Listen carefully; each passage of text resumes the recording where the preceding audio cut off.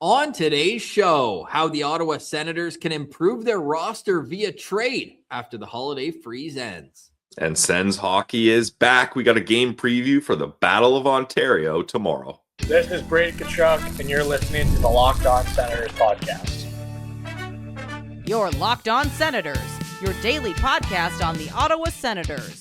Part of the Locked On Podcast Network, your team every day. Welcome. You are locked on to the Ottawa Senators. I'm Ross Levitan alongside Brandon Piller, and today's episode is brought to you by Gametime. Download the Gametime app, create an account, and use code LOCKEDONNHL for $20 off your first ticket purchase. Terms apply. Today is Friday, December 26th, and Pilsy, the Ottawa Senators' name has been in the rumor mill when it comes to acquiring talent to help push them over the edge, but we keep wondering, do they have enough assets to make that happen? I mean, it depends how big of a trade you want to go for here, Ross, to acquire the top 6 scoring winger that I think most Sens fans are after. Personally, I would say the Sens probably don't have the assets to make that happen, especially with how competitive the trade deadline is going to be, in my opinion.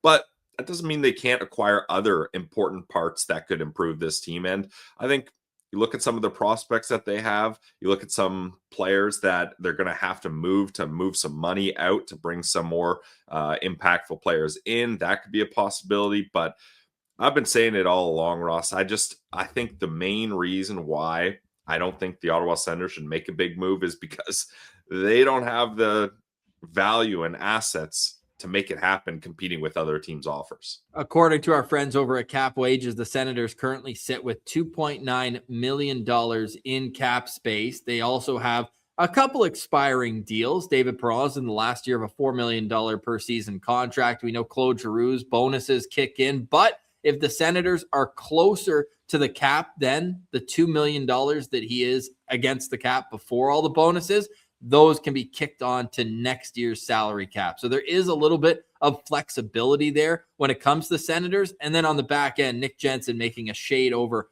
$4 million the rest of this season. Do you see a world where they potentially move Nick Jensen? I'm thinking Minnesota as a depth piece. They think they're going to go on a long playoff run. That's his home state. And being a pending UFA at that age, maybe that's a fit, but then use that money in a separate deal. Because looking asset-wise, I think they do have some. It's just how willing would they be to potentially move off of one of their right shot defensemen, the first-round picks the last couple of years, whether it's Carter Yakimchuk, Logan Hensler. Those would be the pieces that teams would be asking for in any sort of substantial move. Yeah, probably. I think ideally it would make most sense to try to move on from Nick Jensen, maybe get some sort of draft pick in return, just to clear up some space, because you do have some depth at the right shot position now with Jordan Spence. Then you got Matthew Palo. And then, in my opinion, I think the focus should be on bringing a middle right shot defenseman into this lineup. So that would make sense, moving Nick Jensen out, bringing someone like that in. But I also don't know if that's something the Sens would actually do, Ross, because you look at it, Nick Jensen has played every single game this season.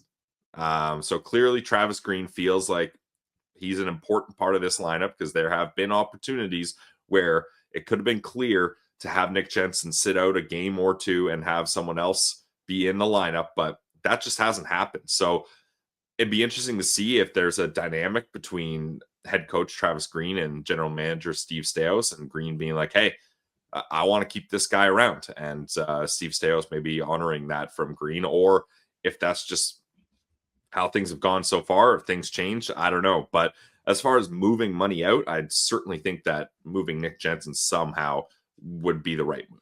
And what a warrior he is, coming back as quickly as he did from hip surgery. He was a great piece on this team last year, but it just feels like he's lost a step. And if you look at the numbers, Travis Green might be starting to understand that. In October, Nick Jensen averaged 18 and a half minutes a game. In November, that dropped 2 minutes to 16:23. And in December, he's playing less than 15 and a half minutes per game.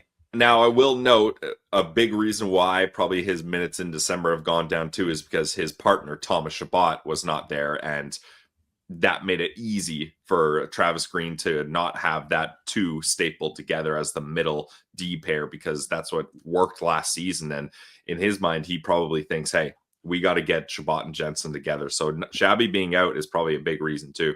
And it's a small sample size since they've been back. But dude, we saw the last weekend back to back there that Nick Jensen was not with Thomas Chabot. They put Jordan Spence up there, and that line has been phenomenal. In 62 minutes together, they're rocking a 60.7 expected goals percentage. They've really been able to show that defensively, they're going to be able to man up. We thought, hey, two offensive defensemen, does it work on paper?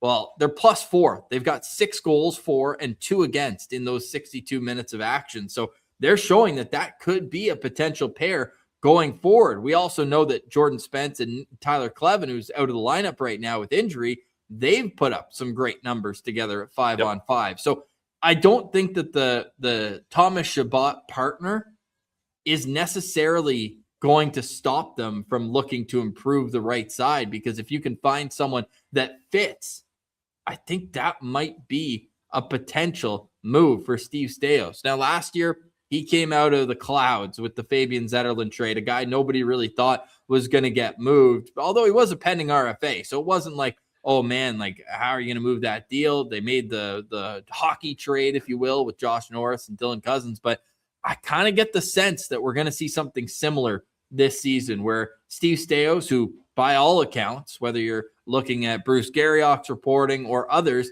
he is actively trying to improve this roster. And without a first-round pick this year, because the Dadonov trade from a previous regime, both ownership and GM, Sens fans know damn well how ridiculous it is that they got stripped that first. But without that asset, Steve Staios, like, there's no even thought that this team should not be competitive through the second half of the season. Like, you need to give your squad, your core, the best chance that they can this year. And the Atlantic, as tight as it is, the Eastern Conference, that race is ridiculous. They need all the guns they can get for the stretch run. So I think that Steve Staios has to be creative here. There's no doubt about that, but that he has to do something. He cannot stand pat and watch an arms race between other teams. I'm looking at Buffalo, right? They won 7 in a row right now. They're feeling good about themselves. They're still a point behind Ottawa.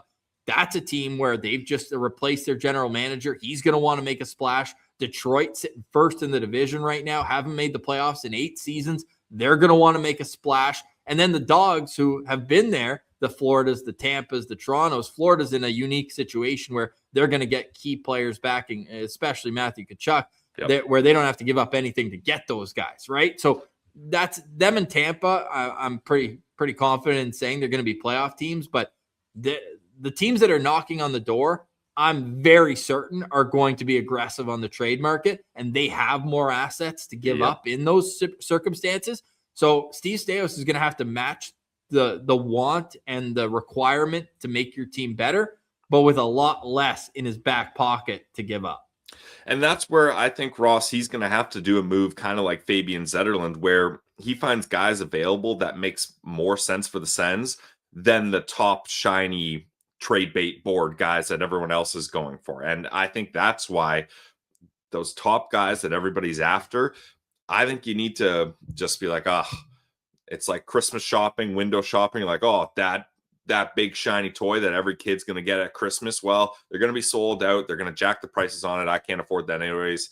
Let's see what we got over here in the clearance bin that might work for me. And I think that's the route you're going to have to go. Because obviously, I'm with you, Ross. This team has to look at this season and be like, not only do we have to make playoffs, but we have to build on what we started last year with a round 1 exit to the Leafs. You got to find a way to feel like you've upped your game from that. And with no first round pick to dangle to acquire more assets and no first round pick to fall on if the season doesn't go well, Steve Staios is in a tricky spot. So a couple names that jump out right away, and they're names that have been attached to the Senators beyond just this season, but the names that keep coming up. Braden Shen from the St. Louis Blues, if you're looking at a forward, although what I don't love about that is he has 2 more years on his contract. He's 34 years old right now at $6.5 million, and his play has deteriorated this season offensively. Now, that said, nobody on St. Louis has really popped offensively this year. So could he get back to being a 50-point guy that brings physicality and everything else leadership-wise that he has? But is it also going to make sense from a financial standpoint over the next 2 seasons? So that's a name where I see the value in terms of adding him to the mix as a top 9 forward, and that is what Bruce Garriock has reported the Sens are looking for, is a top 9 forward and an extra defenseman. Now, how good of a defenseman are we talking about here? That remains to be seen, how aggressive and how willing other teams will be to give that to Steve Staios. But that's a name where I do get what they're looking at. Another name is Ryan O'Reilly, who is offensively just sparked himself recently. He's on the same point streak as Tim Stützle right now. 8 games straight for Ryan O'Reilly with a point. Nashville starting to win some games. He's got 32 points this season. He's an elite faceoff guy, but I don't know if the fit's there. He's got 1 more year left on his contract at 4.5. We know the Senators are built down the middle, and Ridley Gregg showing while Pinto's been out that he can be a top 9 contributor down the middle. And if you look at how the Ottawa Senators are built right now offensively, their lines as they are now are their best analytical lines. And then you add Pinto in, and obviously that's the best line for the Ottawa Senators. They do kind of have something cooking offensively. So I wonder if that's where you move the assets. I would love a top 6 scorer. Obviously, that pushes Perron down. And then you've got 3 lines where you're like, damn, this is a competitive team against anybody in the conference. But then you think deeper. It's like, is Perron kind of a nice complementary piece for the rest of the year with Cousins and Batherson? Because that line has been awesome for them. So Steve Staios has some really tough decisions to make. And you look a little deeper, another name connected to the Senators. This, I think, contractually would be the best fit is Kiefer Sherwood. Now, $1.5 million expiring deal. He's going to get paid. He's already got 16 goals this season, but that to me is the type of contract. I think you're looking at an expiring deal because you want to have flexibility going into this summer. Yeah, and that's the thing. Like, we have a forward core that's working right now. So I just can't comprehend everybody's desperate need to add a guy that the Sens can't afford cap-wise or asset-wise that other teams are going to outbid them for. Like, it just, I don't know, doesn't make any sense to me to try to go to get a guy like Braden Shen, Ryan O'Reilly. That, for but me, it doesn't bother me out on that. It doesn't bother me, the O'Reilly contract, because it's just 1 extra year. It's really anything beyond that, because Drake Batherson's going to get a monster extension, and he's going to deserve every penny of it. But that's not going to kick in until 2 years down the road. So with the cap going up, you're automatically getting more cap space. And if you take off Perron's $4 million and Jensen's $4 million after this year, like, you have space for next season. And we've seen all the pending UFAs re-sign basically July 1st and before the season. All the big names are off the market. So maybe this is an opportunity for Staios to say, hey, I can do some of my summer shopping right now too, make my team better now, but also put them in a better spot for next season without the stress of having to bid against other teams in the offseason when they can pick of anywhere they want to go. Yeah, but Ryan O'Reilly, I think the offers for him are going to be way out of what the Sens can handle. You got a guy with that experience who's still that good on a cheap deal. Like, a first-round pick is going to be the minimum base. Totally. So, like, you're not in that game.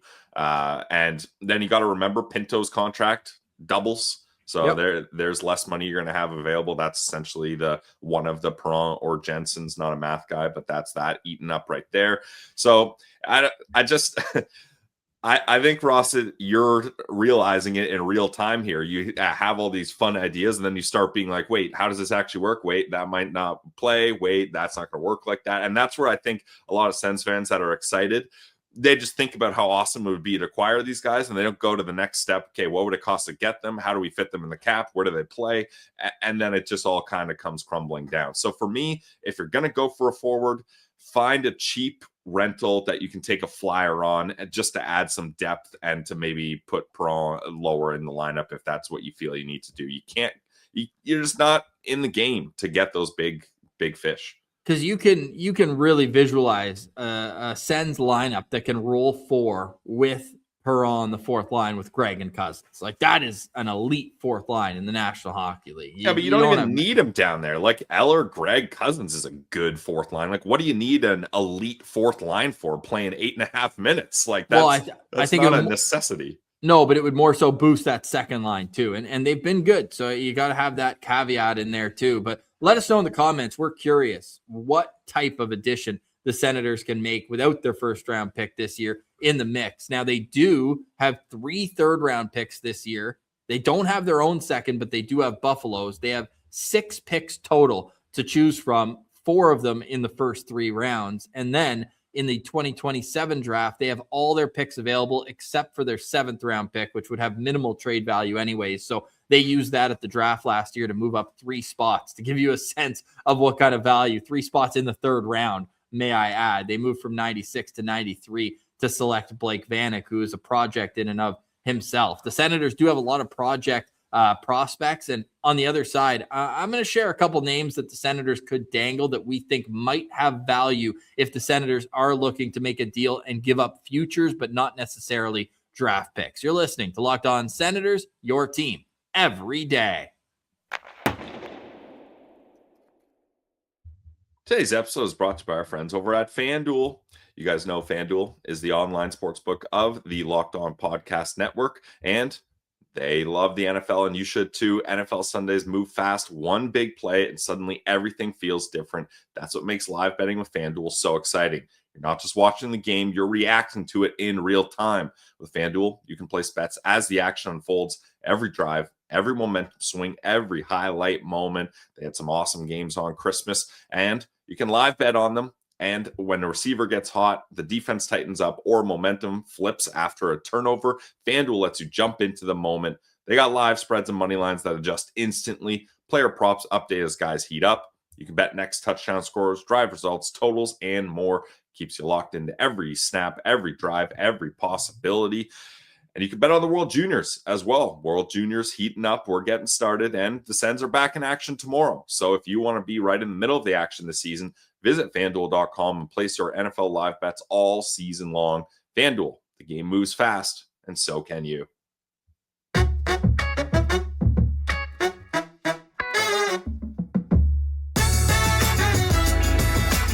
Thank you for making Locked On Senators your first listen each and every day, whether it's Christmas Day or the middle of the summer. We are your team every day, and you can take it up a level and go ad-free. You can join the Everydayers Club today and get Locked On Senators ad-free, no interruptions, as well as access to a members-only Discord and more, all for just $5 a month or $50 for a year. You can head to the description below and join us through our Supercast link to learn more. All right, Pillsy. So we talk about acquiring these pieces, and I do believe Steve Staios will be aggressive. And I do think the prospect pool, as it's not elite as it was in 2018, 2019, 2020, while they were rebuilding and had the World Juniors by the neck. It was just so easy to look on TSN. Oh, Timmy has 3 points. Jake Sanderson's the captain there. You got all these pieces. Drake Batherson had an unbelievable World Juniors. They had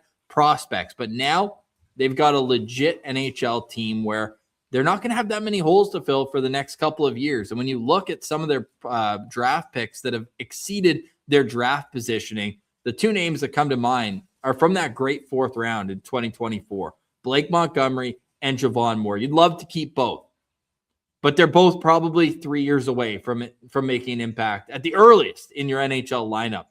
Do you think those 2 players have value on the trade market? Yeah, I think so. Now, how much value, that remains to be seen. And I think Sens fans, especially with Blake Montgomery, might have the rose-colored glasses on and might have attached more value to him than what is actually perceived by the rest of the league and the general managers. But those are the type of guys you should be looking to add to bolster your trade offers, in my opinion. Those 3rd-round picks you talked about this year, 1 or even 2 of them, I would be fine with moving on from. I think I would really like to keep Stephen Halliday. I know he's a guy that Elliot Friedman has talked about that other general managers are taking notice of, and especially with Lars Eller out, he's got to showcase his skills a little bit more on the NHL level. When scouts are in the building, they're probably taking notes on him. Selfishly, friend of the show, Stephen Halliday, but also I really believe in his potential, and that's a guy I don't really want to move on from. But these are the types of moves you might have to make if you want to acquire NHL talent. And then if you're looking at the two defense prospects, Yakimchuk, Hensler. Hensler's going to showcase himself in the World Juniors here. Yakimchuk obviously hurt right now in Belleville, unfortunately, but for me, I would be more inclined to move on from Hensler than Yakimchuk, mostly for the reason I think Yakimchuk has a higher ceiling, and obviously he's closer to being in the NHL than Hensler is. Yeah, I think that's very fair. Now, if a team calls you with an unexpected trade offer and you can get that illustrious top six, not middle six, legit top six option, and Yakimchuk's the only way to get it done, I would seriously consider that. Because if you look at it, with Zoo being 29 years old, Spence, if you want to keep him beyond just this upcoming season, RFA, which they should. Like, is there room for both Logan Hensler and Carter Yakimchuk in the next 3 years on this team?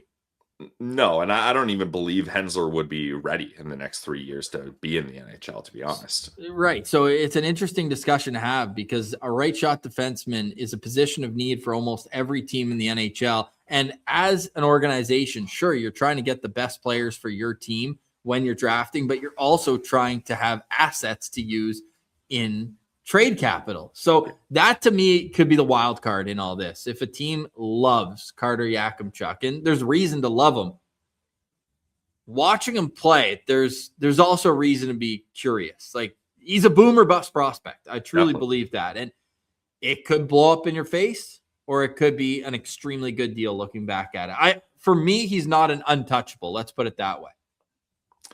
Yeah, he's close to an untouchable for me. And it would have to be a big deal.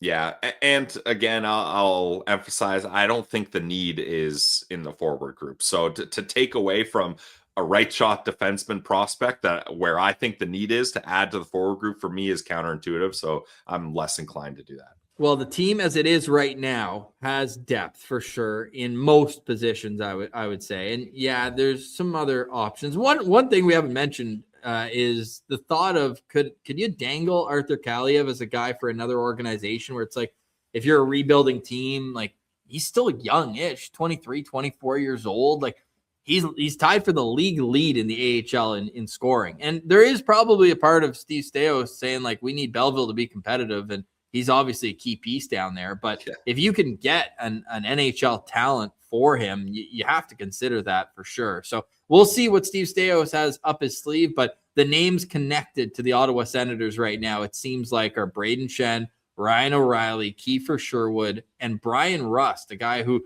for the Pittsburgh Penguins, won 2 Stanley Cups and is a guy who Kyle Dubas allegedly does not want to move. I mean, he's playing on a line with Sidney Crosby right now, has for a majority of his career, wears a letter for them, but would be a great addition for any team if you can wrangle him out of Pittsburgh. So we'll see what happens there. But as it stands now, the Senators are just banking on returns from injuries to help them out. And could Shane Pinto be ready to go? The Ottawa Senators already reassigned Dennis Gilbert before the break, and then now have moved Ole Lycksell back. He should be in the lineup when Belleville plays the Toronto Marlies this afternoon at 2:00 in their annual Boxing Day game.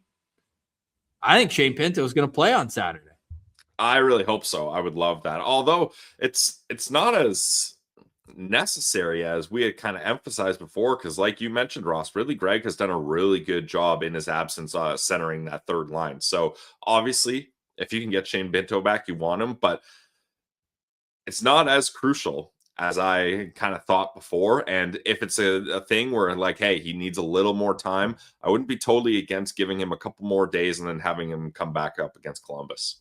Yeah, which is on Monday. So the Senators' next upcoming week will be Saturday, tomorrow, against the Toronto Maple Leafs on the road. Then they come home for 3-4 straight games. And they've got Columbus, Washington on Thursday. It's an afternoon game on January 1st. So note the start time there, 1 p.m. And then Saturday, January 3rd, they've got the Winnipeg Jets. January 5th, the first meeting of the season between divisional opponents, the Detroit Red Wings, will be in town. And those games are going to be huge for Ottawa because they're about 8 points back of the Red Wings. And that's how many points are on the table in the season series between the two teams. So those are going to be critical points. So yeah, you don't want to do what you did with Shabbat, bring him back for one and then have him miss an extended period of time after. So I'm ready for Shane Pinto to come back, though, because it sets everybody else up in a great spot. And then the real question is going to be, do you move Ridley Gregg to the wing again, or do you put him on the quote unquote fourth line and have those top three lines who analytically are all quote unquote fourth line?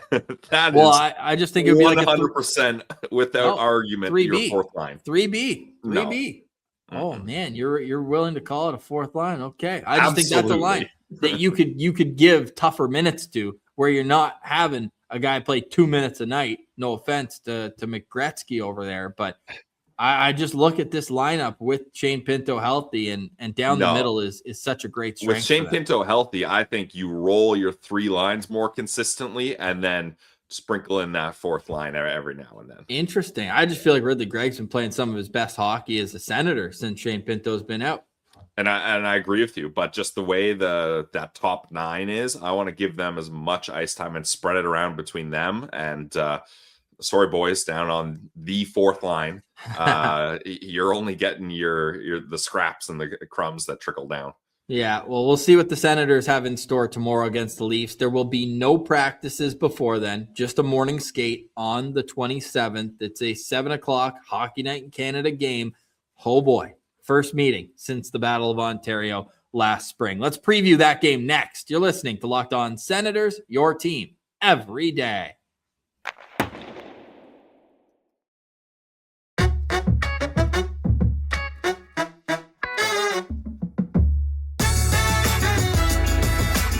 All right, Pillsy. Look, I know the Ottawa Senators had a tough overtime loss against the Buffalo Sabres heading into the break, but the Sens are still 5-1-1 in their last 7 games. So they are feeling good overall about the way that they're playing. We talked earlier in the week about how the numbers are all better than last year. They just aren't getting enough saves. And that's kind of the other part of this. I know that Levi Merilainen doesn't need waivers, but has played, I think, well enough to be a backup. There's been maybe a game or two where it's unfortunate that the wins haven't come with it. And I actually really like it. Stuck with me what Martian said. Like, the save percentage doesn't matter as much for your backup goalie. You just want them to win games when they're in. And he is one game under 500 right now. I believe he's 4-5-0, right, in this season. So that's the other part of this. It's like, how many assets are you willing to give up at forward and defense when your expected goals against are great, your numbers are all great, you're just not getting enough saves? Because Linus Ullmark is their guy. Like, you're living and dying with Linus Ullmark this season, no matter what. Do you think about bringing in someone just to, even if you go 3 goalie situation, which I would hate? I don't know why I even said that, but that like, if you're looking at position of need based on the numbers this season, it is goaltending. That's just the truth. I believe the goaltending can get better, and when the goalie issue is the rising tide, and when that tide rises, it's going to raise all the rest of the ships along with it that are already doing good. So that's another reason why I'm less aggressive about acquiring anyone, because this team is good. Yep. They just haven't got the goaltending that we expect them to get. So I think once that improves, because the goaltending is, like, as a league wide statistically, is bad, terrible, even worst.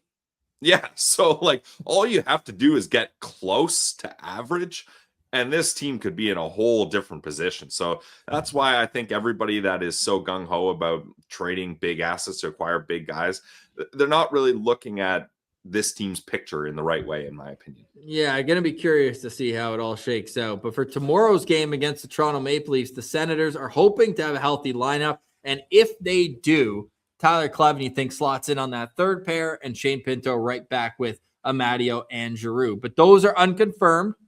So let's look at what the lineup was against the Buffalo Sabres. Tim Stützle between Brady Tkachuk and Fabian Zetterlund. Dylan Cousins centering David Perron and Drake Batherson. Ridley Gregg was with Michael Amadio and Claude Giroux. Stephen Halliday centering the fourth line between Curtis McDermott and Nick Cousins. On the back end, Jake Sanderson with Artem Zub. Thomas Chabot with Jordan Spence, and Nicholas Matinpalo with Nick Jensen. Linus Ullmark will start in goal. And in his last 15 games, Linus Ullmark does have a .901 save percentage and a 9-4-2 record. Pilsy, who are you going to be locked onto out of the Christmas break?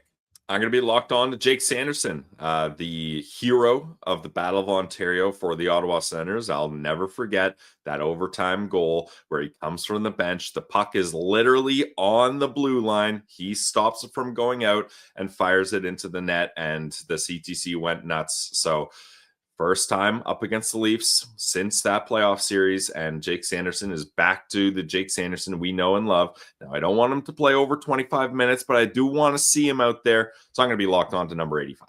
Yeah, I love that call, and he is by far the best defenseman in this game. The Leafs really, their back end, like their best pair is one the Senators know well, and they're actually not playing together, but they did in the playoffs last year. Jake McCabe and Chris Tanev. Tanev just coming back from injury. He slotted in on the third line. We'll get to the Leafs units on the other side, but Jake Sanderson has the ability and opportunity to really take over this game for the Ottawa Senators. So being locked on to him is a great call. Feels like he's always had great success against the Leafs in the regular season. You mentioned the playoffs, so I'll look at his regular season stats against the Maple Leafs.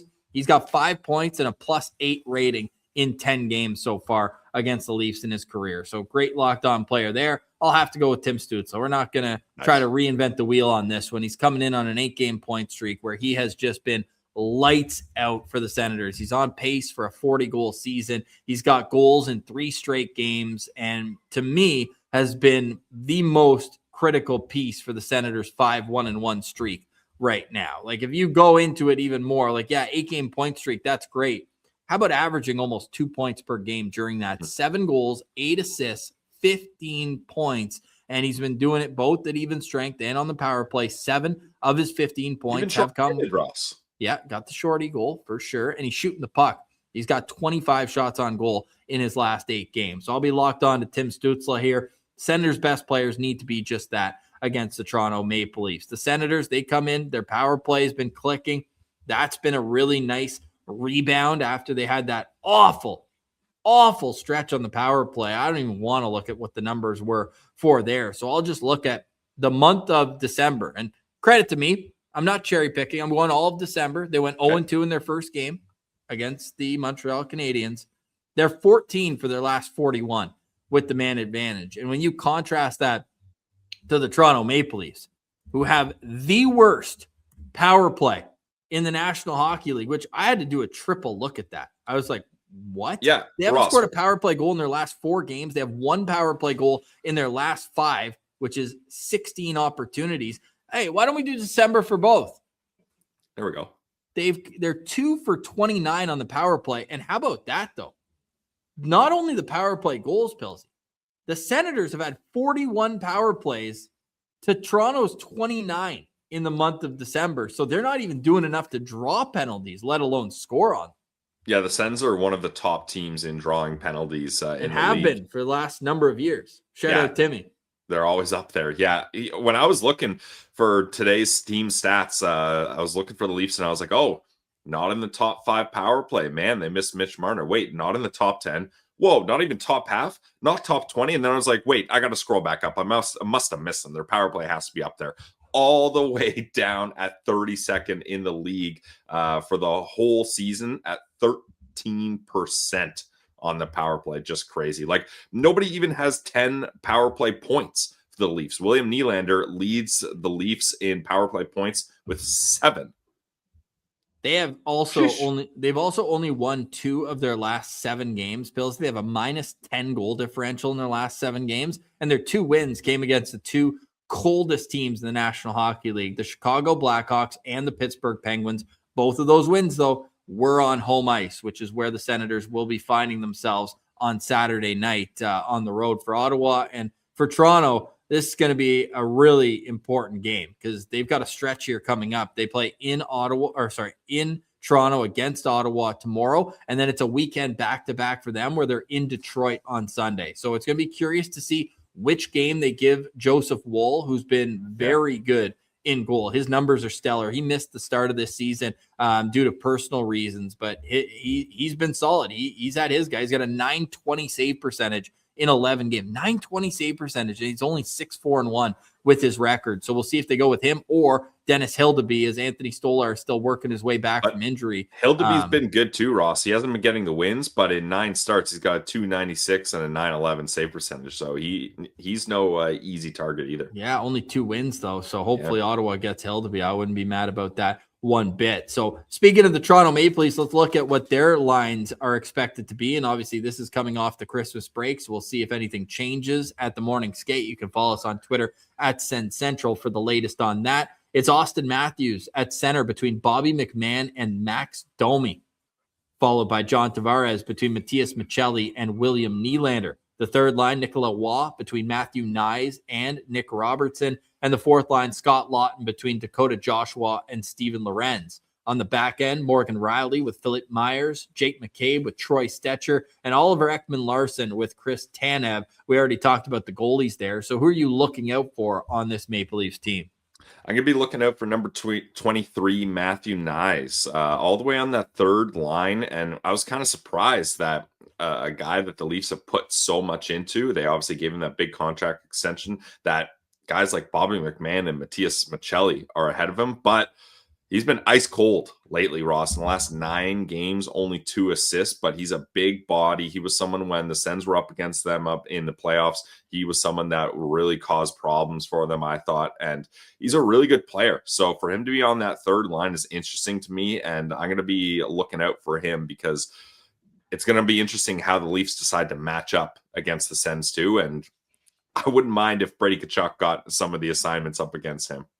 I'm going to be looking out for Austin Matthews because I do not understand the free fall for him. It can't just be Mitch Marner. It's crazy. I cannot allow myself to believe that a player who scored 69 goals in a season has fallen so far. Now, his line mates, like I like Bobby McMahon as a player. I actually think he's pretty solid. But putting your number 1 superstar player with 2 middle 6 players, I don't know why. Like, I get that over the years, Nylander's played better with Tavares than he has with Matthews, but there's just no reason why Matthews shouldn't be playing with William Nylander, or at least Matthew Nyes on the top line. It just doesn't make sense to me. And in his career against Ottawa, obviously a lot of success for Austin Matthews, 48 points in 35 games, but he hasn't had a lot of success recently against the Ottawa Senators in the regular season.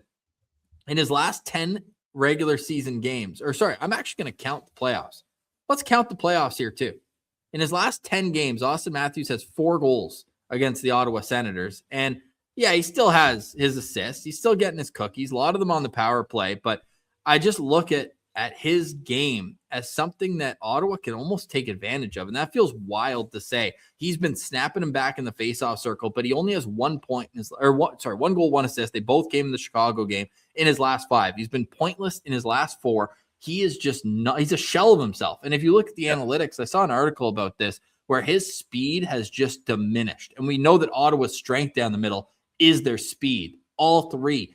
4, Ridley Gregg could fly. Saw that in the game against Buffalo on his 2-on-1 beauty. You've got speed down the middle, and the Leafs simply don't. Because Tavares, great down low, great net front player, awesome in the dot, but he's not the fastest guy either. So I'm looking as a key to victory for the Ottawa Senators to get down the middle of the ice, skate downhill, and beat them to the slot area where they're supposed to be defending. So that's kind of a twofer. My lookout player, Austin Matthews, and my key to victory is win the battle down the middle. But Pills, I'll leave the face-offs to you because it's going to be a war in the trenches here. Yep, we're looking at the top 2 teams in the league in face-off percentages. The Leafs, number 1, 57.1. Sens right behind them, 56.4. And we saw what winning key face-offs can do to a team in the playoffs when the Leafs seem to really get the best of the Sens, especially early on in that series. So that's going to be a battle I'm really going to be looking at, especially like Giroux, Tavares. Like those guys have been going at it for years and are 2 of the best face-off guys in league history, let alone in their time playing. So definitely that's going to be something to watch. And I watched a bit of that Pittsburgh-Toronto game, Ross, and Austin Matthews was unnoticeable. Just controller died playing out there, just gliding around, looking around, not doing much. So it's crazy. Now, I'm sure Claude Giroux has more points than Austin Matthews this season. Yeah, now Matthews hasn't played every game, but yes. 5 less than Giroux. Yeah. And he's got 3 less points. It's not like they're 1 away. I'm sure they're gonna. This is gonna come back to bite us. Austin Matthews is Sens killer, but just it's crazy how different his game looks this year. Yeah, it really is. So I'll be looking out for him. I'll also be very excited to see what kind of Sens contingent we can get, because there's always a pop in Toronto. I know that Leaf fans will be quick to say they own the CTC. Well, there's a lot of Sens fans. Our guy Tim Whalen's going to be there. A whole lot of Sens fans like going there. I'm thinking there might be some Christmas presents that involve the trip down the 401 for this one. So hopefully the organization can get off to a good start at the Scotiabank Library today, where the Belleville Senators will take on the Marlies in the big barn and then carry that in to tomorrow night. But this is a huge game for the Senators. And you look at the standings right now, as tight as they are and as far back as the Leafs are, can't give the Leafs hope, because they do have star talent. And you can't let them feel good about themselves. They did win that last game up against Pittsburgh, so you hope that that doesn't give them the boost that they need, because right now the Senators are 4 points up on the Leafs. Same amount of games played. You win this game, you're 6 points up, right? You lose it, you're only 2. And I know that is Captain Obvious, but that's the extent of the math guy in me. This is a, hey, payback for the Battle of Ontario last spring. You knocked them down and you could really set them back. And I don't know what's going to happen in that Detroit game. Hopefully no overtime on Sunday for the Leafs and Red Wings, but I'm looking at teams to fall out of the race right now. This is the type of month here in January, basically before the Olympics, where you need to get as high as you can and knock down your divisional opponents as much as you can. And the Senators have been good against the division, right? Like, I know Buffalo, with notwithstanding, I mean, they're 0-1-1 against Buffalo. So it's not like they got the double L's, but they're 3-0-1 against the Boston Bruins. They're 1-0 against the Tampa Bay Lightning. They suffered a loss against Florida, but you look down, they're 1-0-1 against the Montreal Canadiens. They haven't played Detroit yet. This division is so tight that these 4-point games have never been more important. Yeah, I agree. And it's always nice to beat up on your provincial rival, especially coming out of the Christmas break. What a nice way to get things going again. So big game tomorrow night. Did you give a key to victory? I'll say just make sure you keep that power play down. It's the worst power play in the league. Like you said, don't let them get confident. Don't let their star players get hot. And we can't really say much because we got the 31st penalty kill in the league. So that's been better though. It has been better. So let's keep that going good and make sure that the Leafs don't capitalize on the man advantage. We will see you in the postcast after the game tomorrow night. It will be live on YouTube, then available everywhere you get podcasts, ad-free for the Everydayers Club. So consider joining onto that, but hit that notification bell on YouTube as well. And hey, we did a World Junior preview yesterday. Just want to remind everybody that we post all of our draft profiles individually on YouTube. So if there's a drafted player that catches your attention over the next week at the World Juniors, you want to learn more about them, chances are there's a draft profile on Locked On Senators over the last couple of years. So go check those out wherever or whenever someone catches your attention. I was going to say wherever you get your podcast. No, these are exclusively on YouTube in quick 5 to 10 minute segments. So this will be a great time of year to remind yourself of the players that have been drafted in the last couple of years. Still mad that Carter Yakimchuk's early birthday. I mean, the injury would have knocked him out anyways. So we'll see when Yak's going to be back. The last media update that Dave Bell gave before he was relieved of his duties was that it wasn't going to be a long-term thing, but we'll see. Oh, by the way, last injury note, Andrew Campbell noted that Tyler Boucher is back skating. So we'll see if Tyler Boucher can re-enter the lineup. Man, he had a decent start to the season. It was unfortunate, again, to see him knocked out with injury, but that'll be something we keep our eye on. The Sens have 2 key first-round picks down in Belleville, and both of the top 10 picks are currently injured. So, again, goes back to our wish list. Let's get health on the Ottawa Senators side going into the new year. All right, that's it for us today. Thanks so much for liking, watching, listening, and engaging with the show. For Brandon Piller, I'm Ross Levitan, and this has been another edition of the Locked On Senators podcast, your team every day.